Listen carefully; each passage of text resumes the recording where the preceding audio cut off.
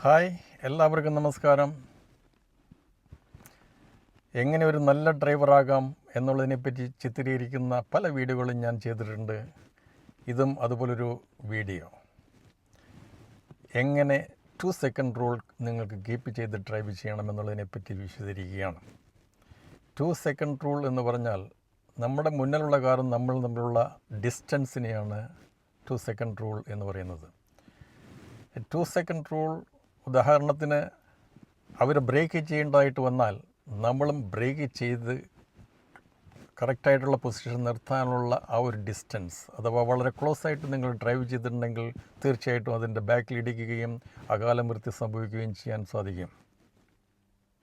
അങ്ങനെ ഒഴിവാക്കണമെങ്കിൽ എപ്പോഴും നിങ്ങൾ 2 സെക്കൻഡ് റൂൾ പാലിച്ച് വേണം ഡ്രൈവ് ചെയ്യാനായിട്ട്. അതെങ്ങനെ മെഷർ ചെയ്യാമെന്ന് ചോദിച്ചാൽ, നമ്മുടെ മുന്നിലുള്ള വണ്ടി ഏതെങ്കിലും സ്റ്റേഷനറി ഒബ്ജക്റ്റിനെ പാസ് ചെയ്യുന്ന സമയത്ത് നമ്മളൊരു സെൻറ്റൻസ് ഉപയോഗിച്ച് 2 സെക്കൻഡ് റൂൾ അളക്കാവുന്നതാണ്. ആ സെൻറ്റൻസാണ് only a fool breaks 2 second rule എന്ന ലെങ്തി സെൻറ്റൻസ്. അതുമല്ലെങ്കിൽ 1 മിസിസിപ്പി 2 മിസിസിപ്പി എന്ന സെൻറ്റൻസ് ഉപയോഗിച്ച് നിങ്ങൾക്ക് അളക്കാവുന്നതാണ്.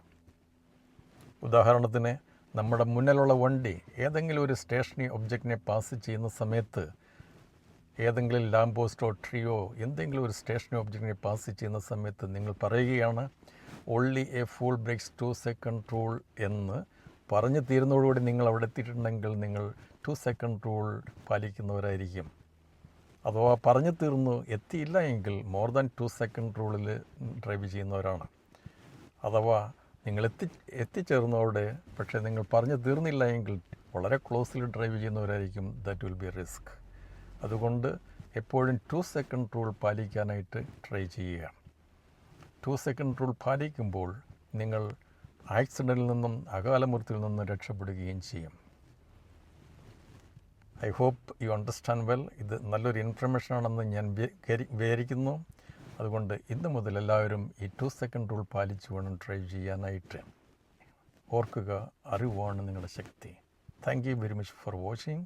See you with another video very soon.